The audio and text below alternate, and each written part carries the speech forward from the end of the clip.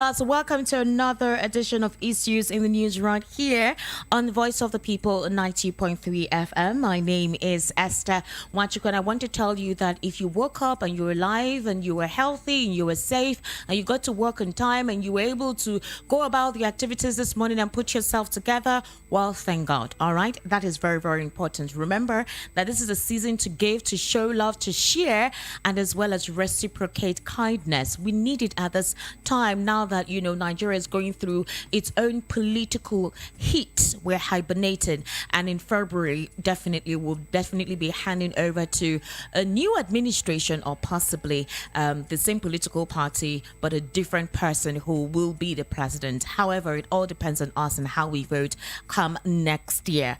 On Issues in the News today, we want to talk about something that I consider would be quite conversational and also controversial. The reason why I said so is this. Of course, we do know that yesterday Bola Ahmed Tinubu was at the Chatham House. Now there's a perspective I'm trying to come today on the program. So the purview here is this. While he was at, the Chatham House, the People's Democratic Party were here in Lagos and they were holding a rally. Now, of course, Tinubu said what he said at the Chatham House, and Bola Tinubu said what he said while they were, organizing the rally right here in Lagos. Now, first off, here is the situation on ground. You know how this program is tailored. It's tailored towards giving insight into various aspects of the Nigerian polity, meaning every sector that makes up the country is discussed here, and intellectual and professional grounded personalities give in-depth analysis of these issues, which in turn elicits your reaction. So this is basically what Issues in the News is all about.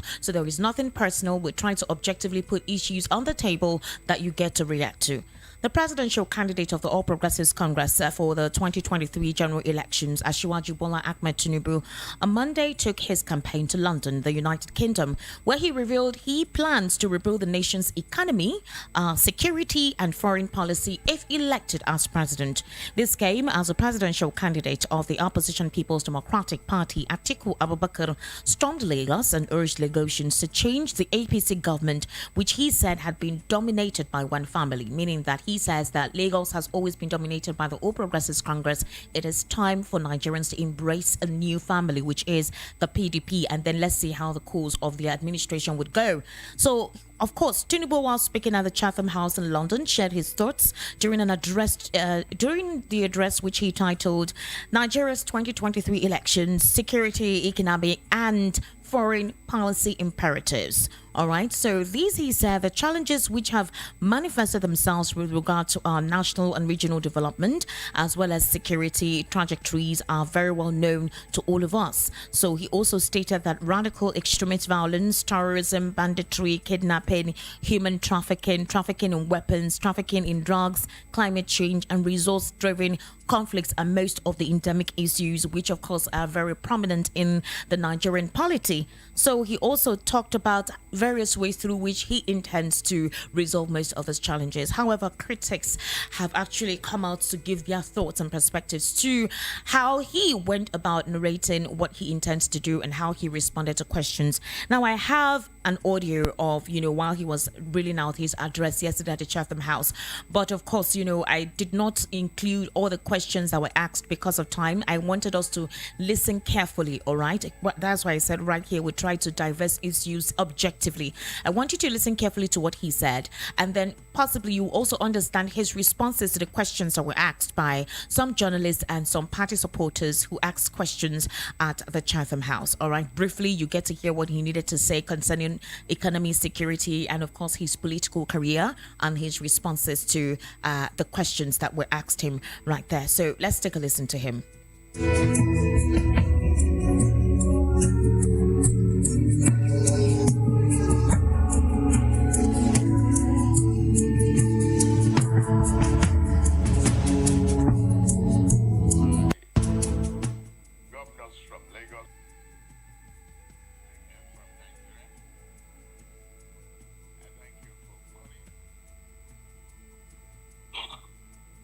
You are not strangers to me. Yes, my governors from Lagos State are from Nigeria. I thank you for coming. You are not strangers to me. There are some strangers to this democracy. I would like to begin by expressing my delight at being here once again to share my thoughts with this distinguished audience. The last time I was here, in 2011, it was to share my view on the nascent formation of a Nigerian mega opposition party, the All Progressive Congress, APC. The party went on to win an historic victory against the ruling PDP in February 2015. It has been in office for almost 8 years. Over the years, Chatham House has carved a niche for itself and built a reputation as a globally admired, respected platform for intellectual engagement on different issues of contemporary interest to people around the world. Excellencies, distinguished ladies and gentlemen, it is time again for Nigeria to go to the polls to elect the next set of leaders. The national election, which will take place in the first quarter of 2023, can be considered as especially significant in Nigeria's quest for democratic consolidation. The 2023 election will be taking place on the back of almost 25 years of unbroken civilian rule. That's a record. It is a record for the country which is worth entrenching and celebrating. Every election, wherever it is held, is important to the people or entity directly concerned. It is also important to the global democracy community as well. Equally, there are also countries whose elections, on account of their weight and influence, carry wider implications beyond their immediate geographical boundaries. Nigeria is one of such countries. One area where the government of the All Progressive Congress, APC, distinguished itself is election management. Today, elections are more credible than ever since the return of democracy since 1999. Recent statutory engagements, enactment, and allowing the use of technology, the tools for the accreditation of voters and transmission of results, will deliver the fairest and freest election in our nation's history. This is particularly important because the next president of Nigeria will have some tough choices to make and will not be able to do so with questionable electoral mandate. Ballot security and election violence are areas where there is cause for concern. There is an emerging trend of attacks against the personnel and infrastructure of the Independent National Electoral Commission in part of the country. At the same time, political conversations on social media have become more laced with violent rhetoric and threats of violence, retaliation against those opposing, perceived as opposing partitions. I stand firmly against all form of electoral violence and intimidation. Having spent most of my career in political opposition, I have long fought against electoral malpractice, any attempt to extinguish the legitimacy of choice of voters. I will continue to do so, I promise. I hereby urge all my fellow contestants in this election to do the same. Let the sovereign will of the people decide the path of our nation. And let this election be determined by voters, making their choice freely rather than domineering intimidation and trouble some few. Indeed, there's more than a passing interest in Nigeria. Politics generally and upcoming elections in particular for several reasons. For one, as Africa's most populous country and the continent's largest economy, it is generally acknowledged that fortunes of the African continent and indeed the black race is tied directly to the health of Nigeria. Also, the Nigerian elections of 2023 are coming up at a time when the country's immediate geographical neighborhood of West Africa and Central Africa is undergoing serious political turmoil that has manifested itself in the incursion of the military to power in a number of countries. In spite of legitimate concerns being expressed by observers, Nigerians are resolutely committed to democracy. A current administration cannot be a continuity in some their own ways. It doesn't remove me from adaptation to my own economic philosophy and developmental program. I did it in Lagos. I converted the greatest liability threatening the environment and Lagos existence to asset of magnitude value. I've employed various hands in Lagos, whether you are from Lagos or not. I've encouraged private investment in Lagos more than any other part of the country. In fact, beating the federal government before we took over the reign of the vision, courage, and can-do attitude of an individual is self-given. And I believe I've earned that. Thank you very much for the question. It's inquisitive. But at the time of birth, I was dated March 29, 1952, and the family record. I didn't think that day I've determined to be or decided to be a president of the Federal Republic of Nigeria. Not even that I will go to politics.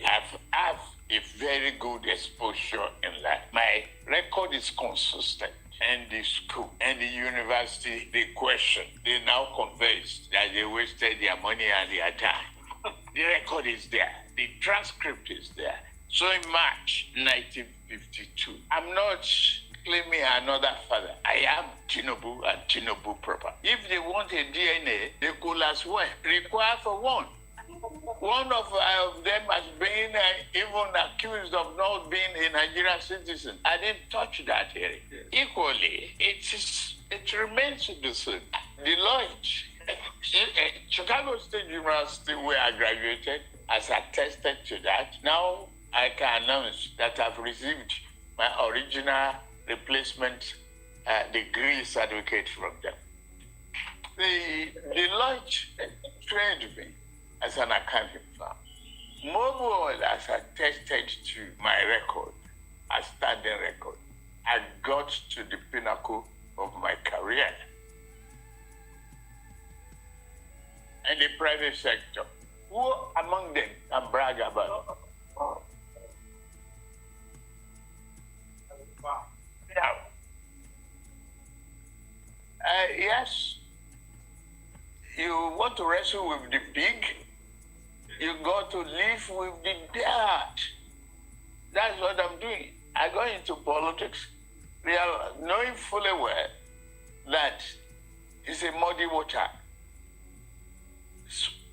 Small will come. You will have to live with the dirt and make sure you are upright to finish the job. Thank you. Excuse me. Be quiet. Why? I see myself as a marketable individual. want to use me to make money, and I'm saying no.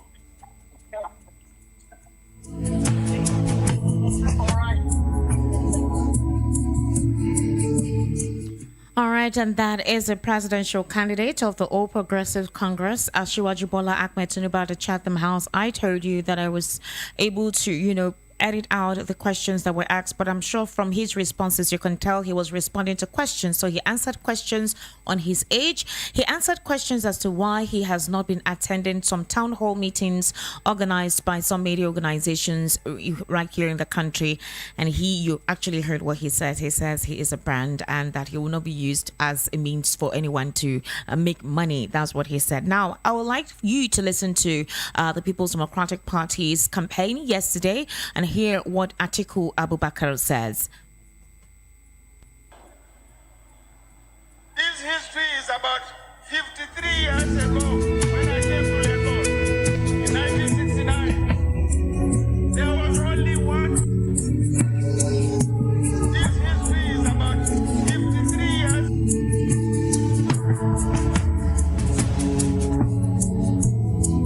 ago when I came to Lagos.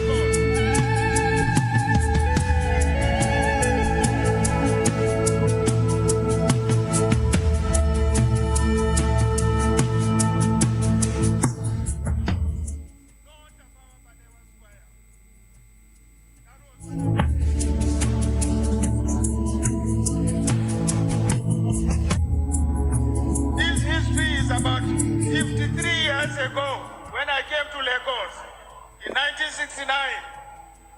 There was only one old Tata bridge built by the Europeans. No second mainland bridge, no third mainland bridge, no Tafawa Balewa Square. That was when I came to Lagos. All of you were not born then.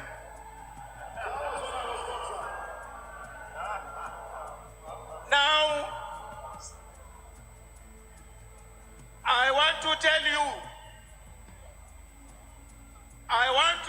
you, this is a fact. You can go and check. The federal government built the second mainland bridge. The federal government rebuilt the old Kata bridge.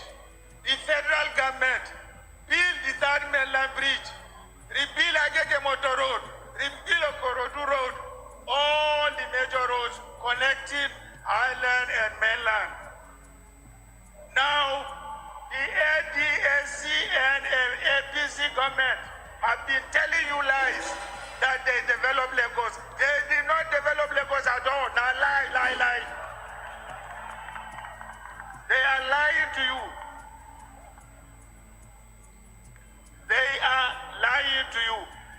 Therefore, it is time for you, the people of Lagos, to liberate yourself from a family government to the people's government.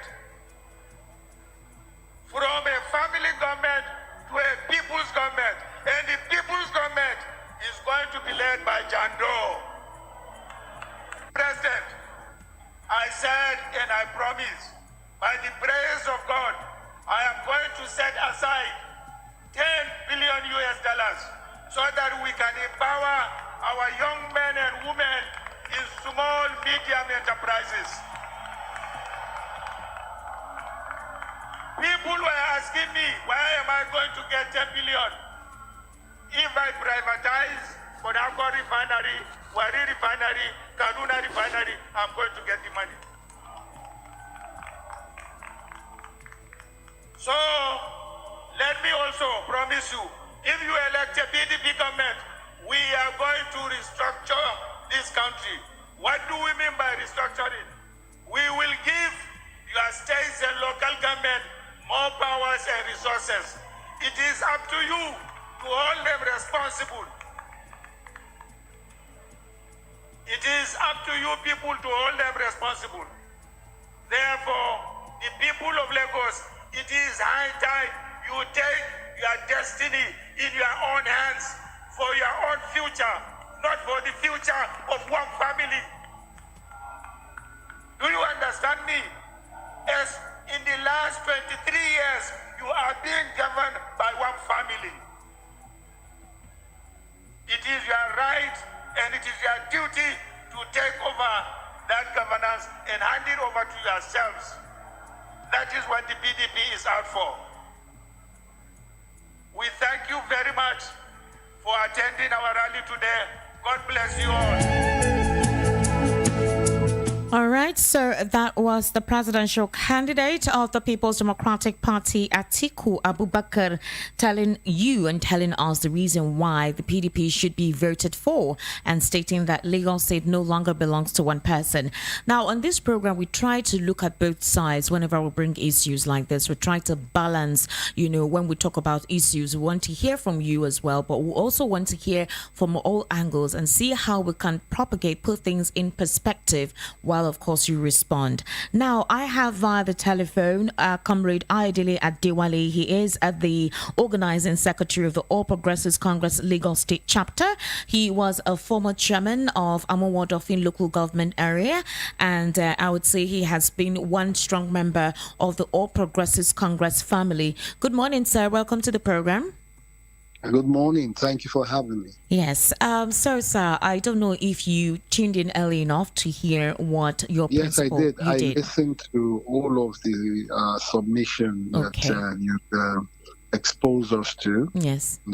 I'm following you, quite frankly. All right, thank you. Now, the question I want to ask is, after he ruled out yesterday, critics have already come to say that he did not specifically state how he intends to curb corruption. He did not specifically state how he intends to ensure that we have consistent power supply. Critics also asked questions because right there, when he was asked some certain questions, he relayed the questions to some of the delegates that accompanied him there in persons of Femi Gbajabiamila, Dele Alake, and Nasir Al-Rufai, the governor of Kaduna State.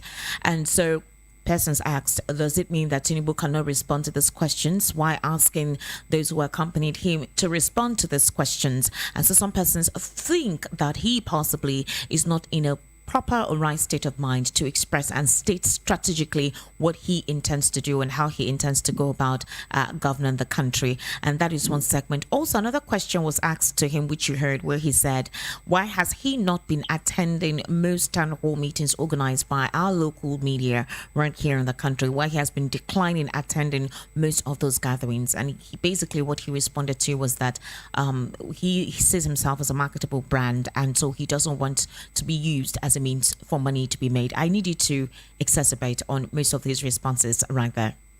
Thank you once again. First and foremost, let us try to dissect the structure of Chatham House. All right.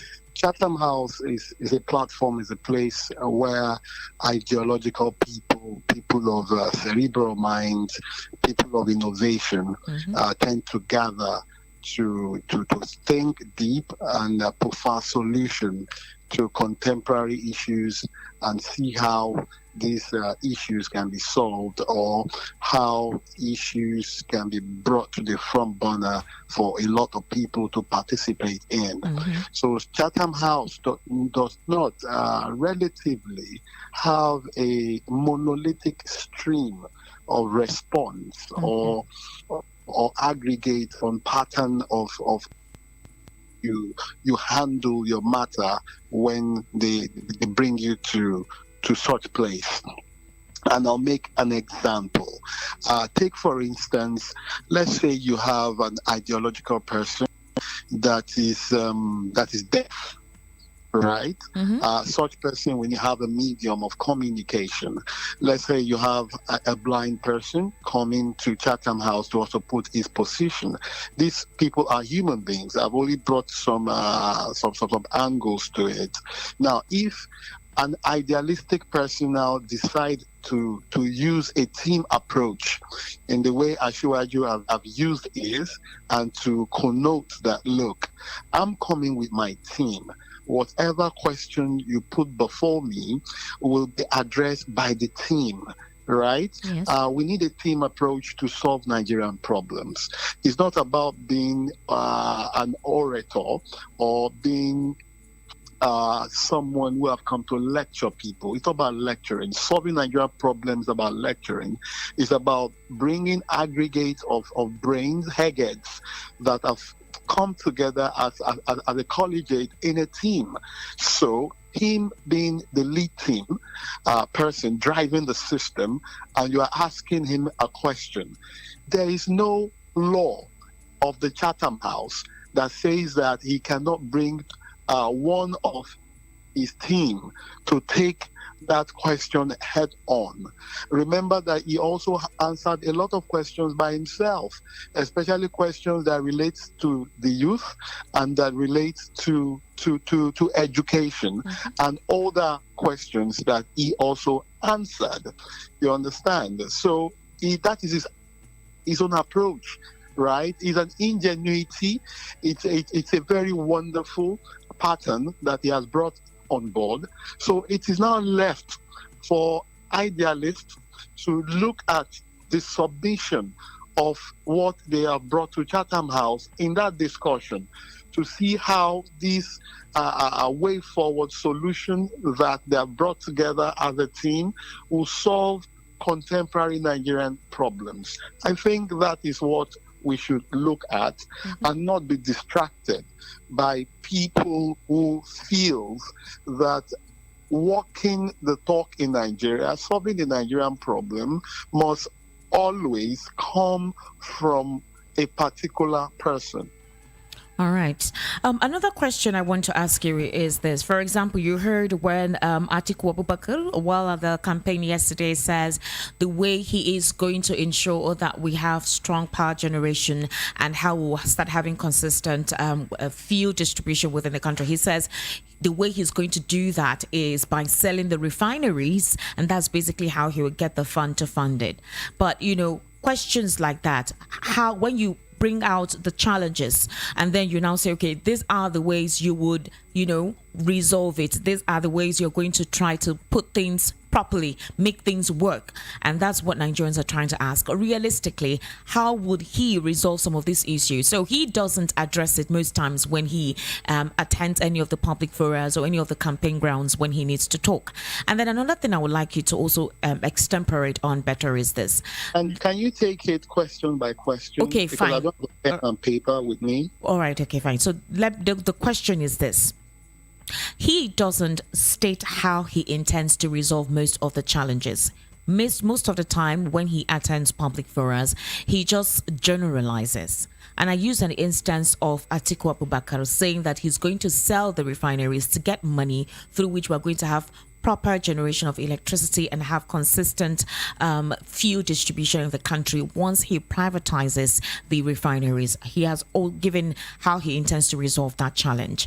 Now, for Asiwaju Bola Ahmed Tinubu, when questions like this are posed, there are no strategic responses on how he intends to resolve these challenges. And so I need you to talk about that.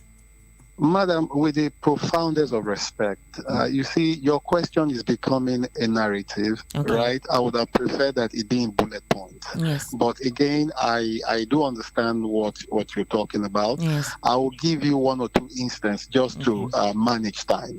When Ashwaji was talking about education, right, he gave solution to solving the educational crisis by providing infrastructure, creating training, and also making sure that the academic institution become autonomous. Yes. Autonomous to the extent that they can create on their own and the gagging be removed from their necks.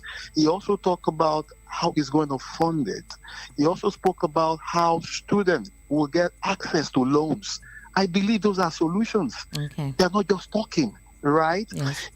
It is far better than you coming to sell the commonwealth of the people. Okay. Take, for instance, the Buhari administration. The Buhari administration signing in the new law in the petroleum industry have helped the private sector to come on board and working with the existing structure in order to reform it and make it more accountable. I believe that system is better than you selling the commonwealth of the people.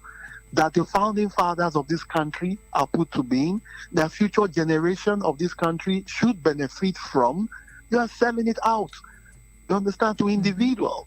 And this individual, again, can come together and create an economy that the common man would not be able to survive in, because they will determine the price, they will determine the system, and if it's not people-friendly, then what happens to the people? Right? Now, NNPC have started mopping up some privately owned companies in order to rework them and make it function better for the people. You can see what has happened to Orlando. They are filling stations all around, right? They are not performing very well. The new NNPC that is run jointly by the private and the public sector have taken over these filling stations. And they've been rebranded, been reworked, you understand, for the benefit of the Nigerian people.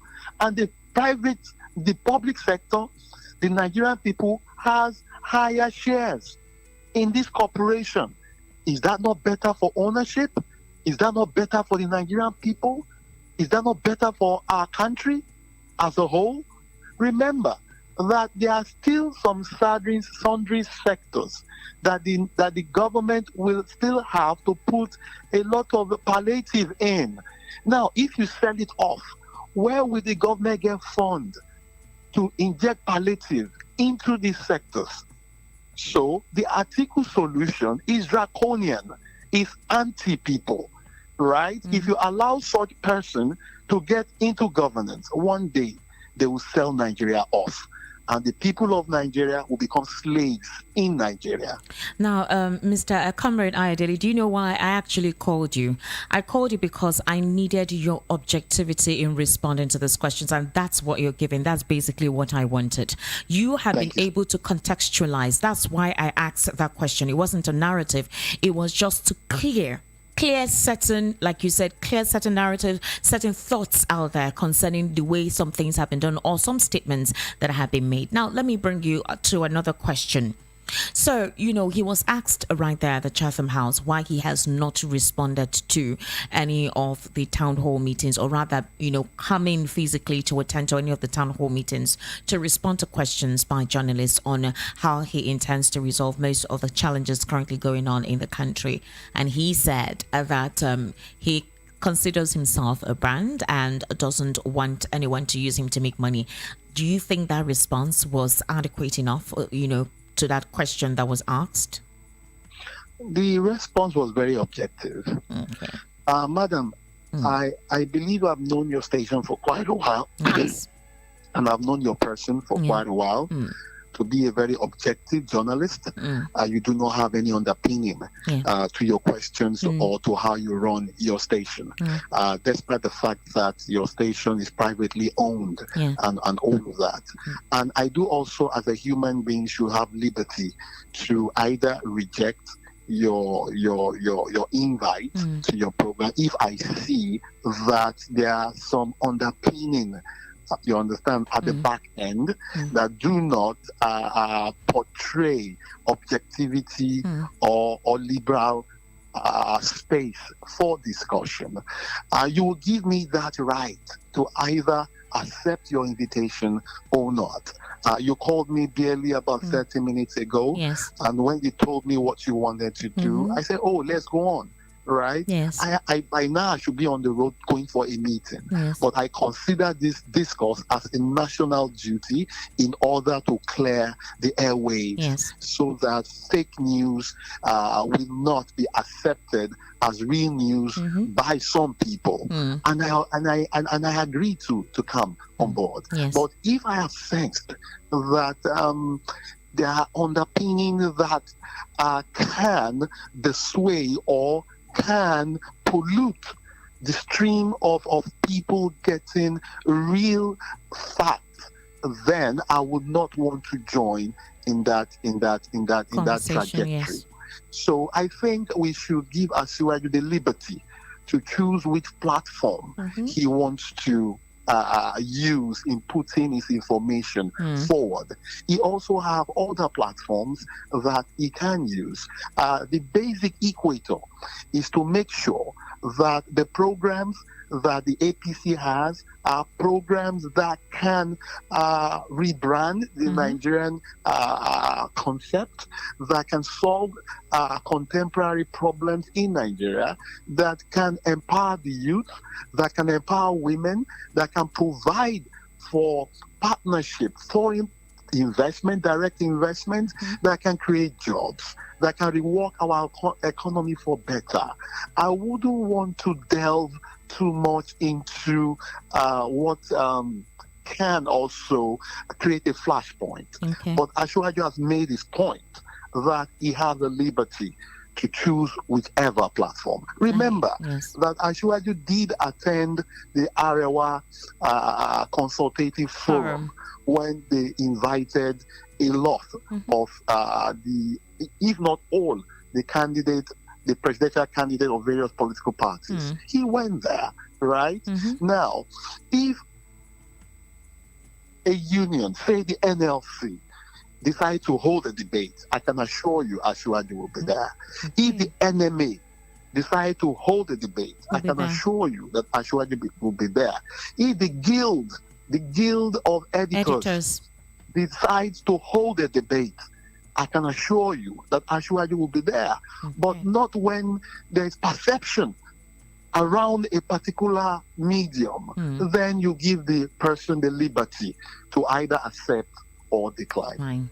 Thank you so much, Comrade Aidile Adewale. He is the organizing secretary of the All Progressives Congress Lagos State Chapter. He's actually quite intelligent, and you can see how he was able to put the questions that I asked in perspective. Thank you so much, sir, for being part of the program this morning. I need to release you so you can go for your meeting, but you can, continue to monitor the conversation. Thank you so much.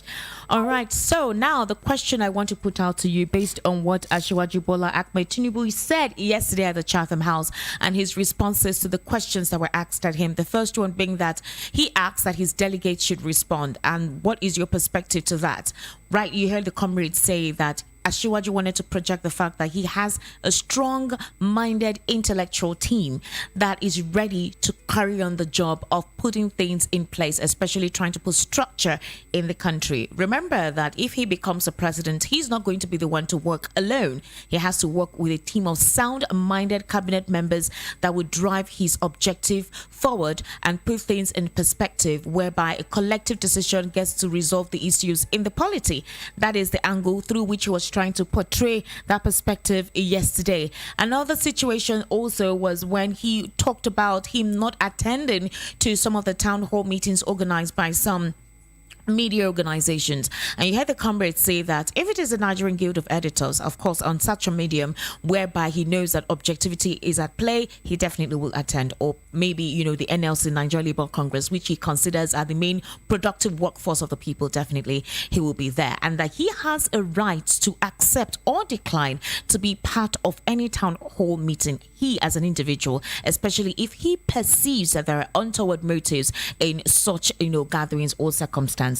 So to you, I'm posing the question now to you. You've heard the comrade. You've listened to Asiwaju Bola Ahmed Tinubu at the Chatham House yesterday and his responses. You heard the People's Democratic Party presidential candidate saying what he will do. And you heard the comrade say in response to what he said concerning selling the refineries. The comrade said he doesn't think that selling the commonwealth of the people is the right way to go in terms of resolving the challenges. So the number to call this morning is 0700 903 903 903. That is the number to call, 0700 903 903 903. And you can also send a WhatsApp message on 0700 903 9039. You can also go on YouTube. We're currently streaming live right on there, and send your comments as well. If you haven't subscribed, please do subscribe so that whenever there is any program of your choice on Voice of the People 90.3 FM, you get notified, and of course follow on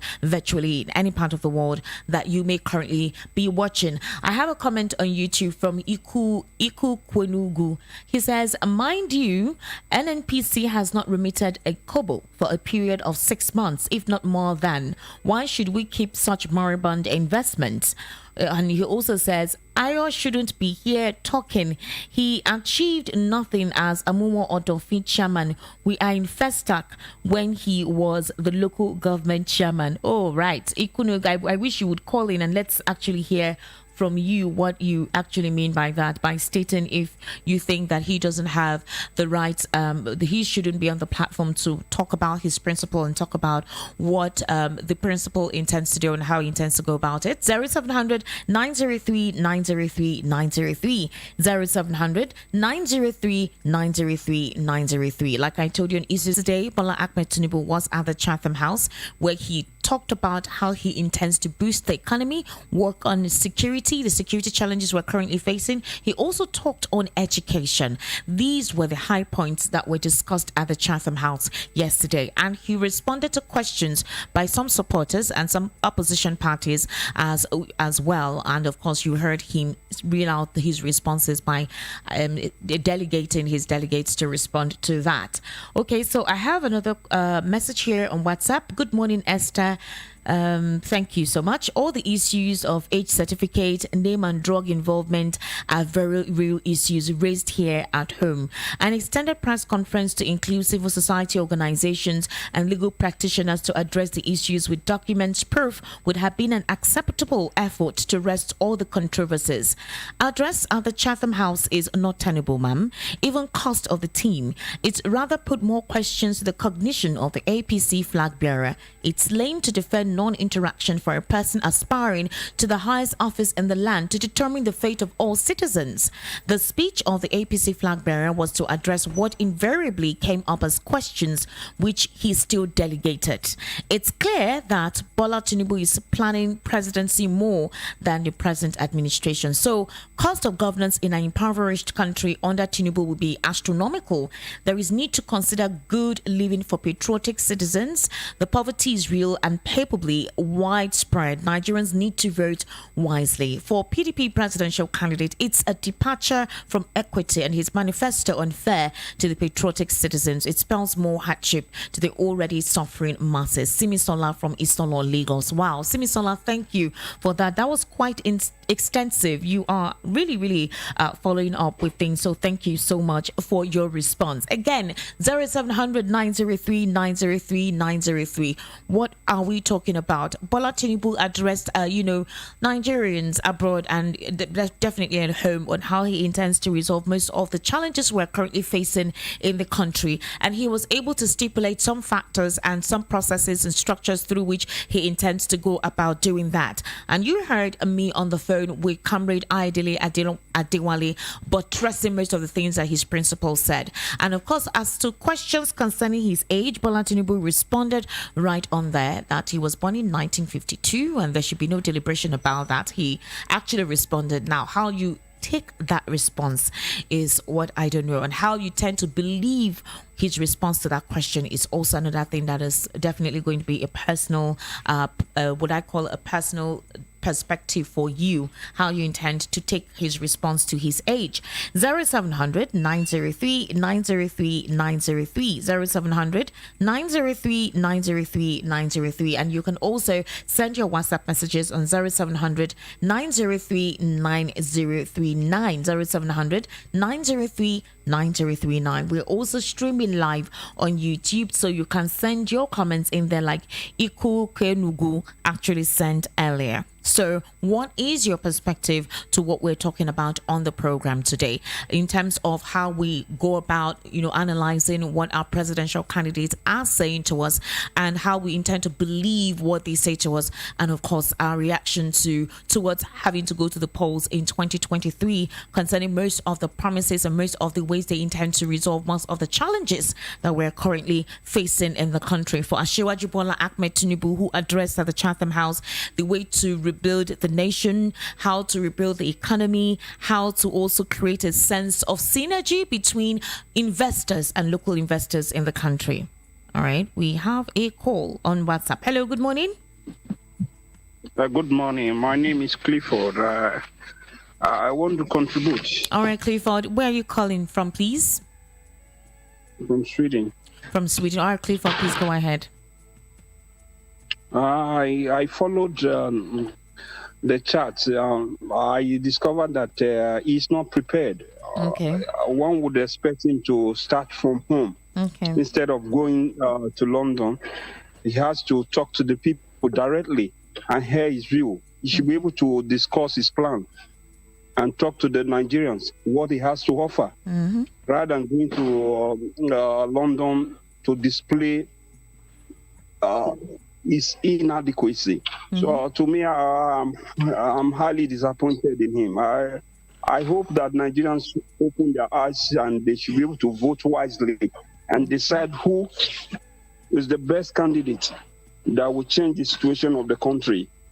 APC has done worse to this APC administration has done worse, and we have to decide who will lead us to the right destination. I hope Nigerians will wake up, because it is quite unfortunate to see old leaders, APC and PDP, coming back again. I'm not supporting any party, but a credible candidate that can offer something, that can deliver.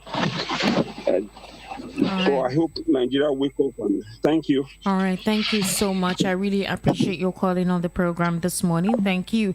0700 903 903 903 0700 903 903 903, and we're currently streaming live on YouTube as well, so you can actually send your message right there. That is, send your comments on YouTube, and of course, via WhatsApp as well. You send your comments right on there, and we get to read out the program. So what are your thoughts on the conversation that took place yesterday at the Chatham House? He says that Bola Tinubu said that he will decide what media organization he intends to attend to their town hall meeting. The reason being the fact that he feels that there are perceived undertones in most of these media organizations that invite him for this town hall meeting, and he would not make himself accessible or available for any form of ridicule. He would rather attend to forums or organizations that intend to really listen to him and understand how he intends to restructure, rebuild the Nigerian economy, and elicit their support at the same time. Do you think having to go that route, giving that response, do you think that, of course, he has a right to do that, but do you think that that is equitable enough? That is would I say that's the right purview, the right way to go about him having to decline some of the town hall meetings that he'd been invited to recently? And then, of course, Nigerians have asked the questions. You deserve to listen to us. You deserve to answer to our questions. But, you heard Ayo Adewale saying that if the NLC, that is the Nigeria Labour Congress, decides to say we are going to organize a town hall meeting and we're inviting Asiwaju Bola Ahmed Tinubu and a couple of other presidential candidates, he actually said that there's a tendency that Tinubu would come. That is because the Nigeria Labour Congress represents the workforce of the people, and so he will definitely attend to that. He also talked about the Nigerian Guild of Editors, meaning that as journalists, Guild of Editors understand the importance of having to have a sense of objectivity and when it comes to covering issues or responding or reacting to issues, and so would know the right questions to ask when invited to such forums. So he is likely to attend to that. But anyway, I would like to hear from you. Comrade Peterson says, anyone supporting this APC this period, when many of their members are denouncing them, need to be examined brain-wise. Arrogance is playing in APC traveling to the UK with his entourage to disgrace Nigerian people. Haba, God forbid. As for Articles PDP, this is still the same APC. Nigerians, open your eyes and look towards other contending presidential aspirants. Okay, thank you very much for your message this morning right on Hearing Issues in the News. I actually do appreciate it. Like I said, we're streaming live on YouTube, so you can send your comments on YouTube and I will definitely read it out on the program. Also, your WhatsApp messages as well. If you know you cannot call in, you can actually send a message and we'll read it out here and virtually be part of the conversation this morning. 0700 903 903 903. That is the number to call. 0700 903 903 903. If you're just joining us, this is Issues in the News, and I was able to play out the response to Bola Ahmed Tinubu's response at the Chatham House yesterday, based on what he intends to do concerning the economy. And while he was reading out the strategy, critics have actually come out to say, oh, the way he went about speaking, the way he went about coordinating, he didn't do it one or two parameters, and how he went about it in terms of coherence and all of that. But you heard Ayodele Adewale having to objectively put things in perspective concerning his principle and, make some sense in responding to most of the areas through which we've been asking questions. Why has he not attended to most media forums? Why has he not answered questions from people as at when due? Why has he not attended to any of the town hall meetings that he's been invited to? And he was able to contextualize the reason why that is. All right, now it's time for us to wrap up the program right at the moment. Sometimes you just be wondering how time just flies when the conversation is getting heated up, and we're getting to see some of your responses on there. But I must say that at this point in time, it is important for us to understand what we need. Get your PVCs. It is very, very important. Get your PVCs. Make sure that once you have gotten it, you keep it safe. 2023 is when you definitely will be able to have your mandate and, display that mandate. Hello, good morning. Hello. All right. Okay. I cannot hear what this person is saying. Okay. So let me read this message before we round off. Okay, so 0700 903 9039. That's the WhatsApp number that you can call in at the moment. You can send your WhatsApp messages. That is 0700 903 9039. That is the WhatsApp number. All right. Okay, so it's time for us to wrap up the program this morning. I appreciate most of you who have sent your messages and have called. I really look forward to you being part of the conversation tomorrow, when we'll bring up more issues right here, or conversations right here on Issues in News. My name is Esther Wachiku. You can follow me on social media at Esther Nwaz on Instagram, at Esther Wachiku on Facebook, and on Esther Wachiku on Twitter as well. I'll of course follow Voice of the People 90.3 FM across all social media platforms. It's a beautiful day. I intend for you to have the best of it. All right. Do have a good day, and of course see you tomorrow.